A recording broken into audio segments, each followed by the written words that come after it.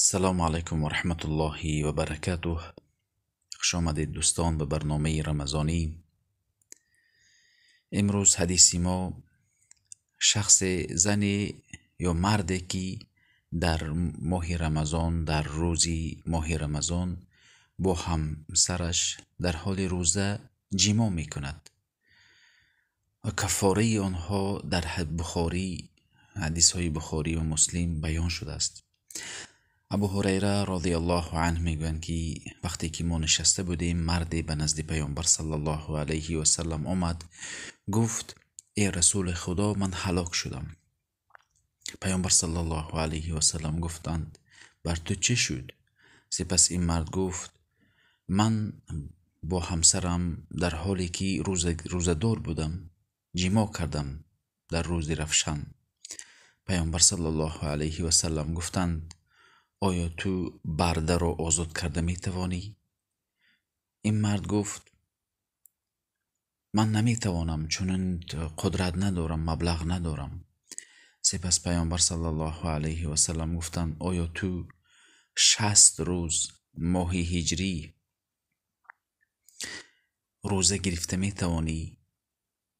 یعنی پی در پی. سپس این مرد گفت نمی توانم، قدرت ندارم، یا با سبب بیماری دیگر چیز. پیامبر صلی الله علیه و سلم گفتند آیا تو با 60 مسکین طعام داده می توانی؟ طعام در زمان پیامبر صلی الله علیه و سلم از آن گندم و جو و برنج، این چیزهایی که خشک هستند، نه اینکه طعام پختگی بود. سپس این مرد گفت که نمی توانم. سپس پیامبر صلی الله علیه و سلم مدتی لحظه ایستادند که یک شخص با یک سبد پر از خرما به نزد پیامبر صلی الله علیه و سلم آورد.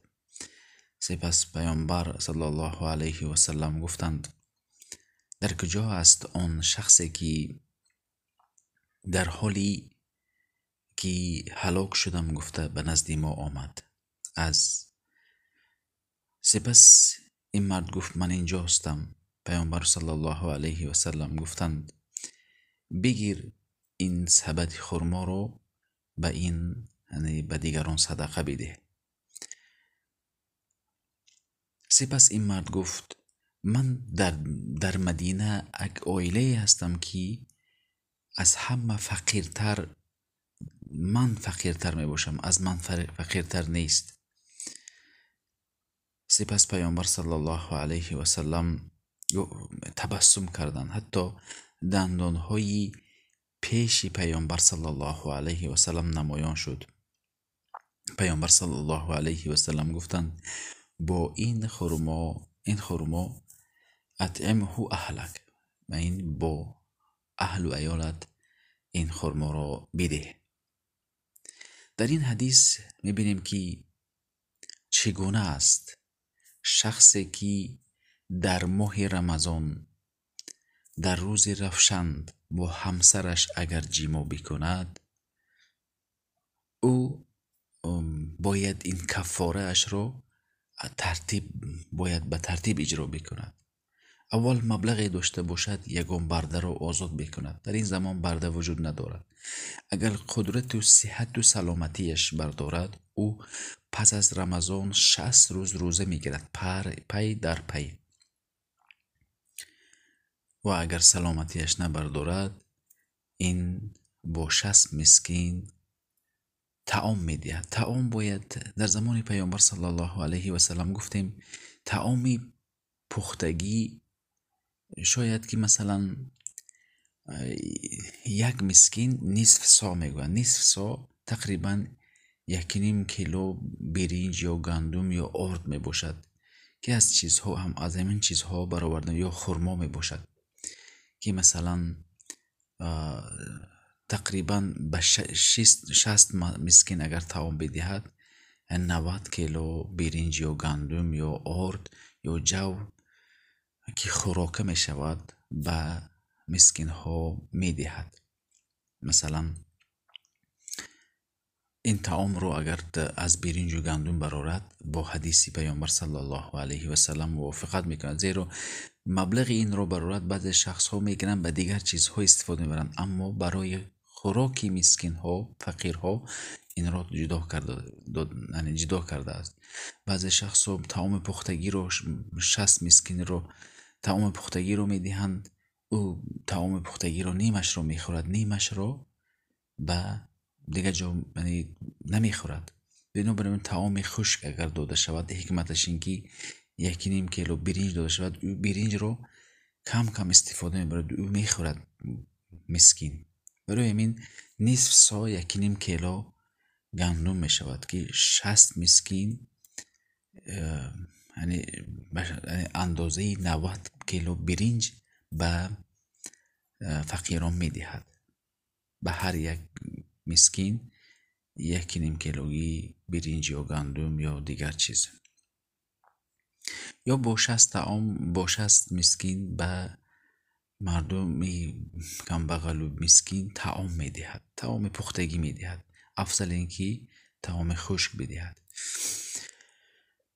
این علی ترتیب میگویند کسانی که قدرت دارن، مبلغ دارن، اول برده رو آزاد میکنند. اکنون در حق زن چگونه است؟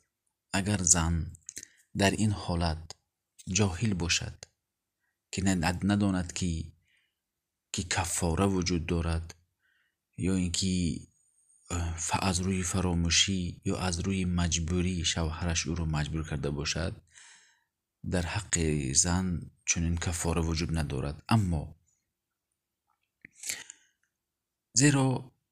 اما زنی که از این احکام باخبر باشد و خود نیز شوهرش را خواسته باشد، این احکام برای زن نیز شامل می باشد. زن نیز چنان یا اگر مبلغ داشته باشد یکم برده رو آزاد می کند، یا 60 روز روزه می گیرد، یا اینکه به 60 مسکین طعام می دهد.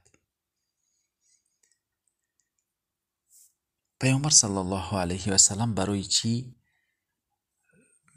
یعنی زن رو نپرسیدند؟ از این مرد به این مرد گفتند تو به 60 روزه بگیر یا برده رو آزاد بکن یا به 60 مسکین طعام بده. گفتند برای چی زن رو نپرسیدند؟ پیامبر صلی الله علیه و سلم شخصی که می اومد حکم او رو بیان میکردند. مثلا در زمان پیامبر ماعز من زنا کردم گفته آمد، به او یعنی حد زنا رو گذاشتن، نگفتن که تو به کی زنا کردی و او زنا کردگی رو نامش رو نامبر بکن تا که ما حد بگذاریم. پیامبر اخلاقشان چنین نبود. و این چنین غامیدی یک زنی زنا کردم گفته نزد پیامبر آمد در حالی که حامله بود. سپس پیامبر صلی الله علیه و سلم به این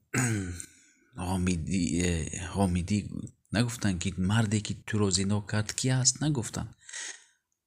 حکم رو به بالای این زن تطبیق کردن، زیرا اعتراف کرده بود. امروز در حقیقت دیده می شود که بسیار شخص ها می خواهند که قلبی مردم رو کشایند و پرسجو کنند، دیگرها رو پرسجو کنند که او چگونه است و گفتگو میکنند، در حالی که پیامبر صلی الله علیه و سلم این خیل اخلاق و رفتار نداشتند.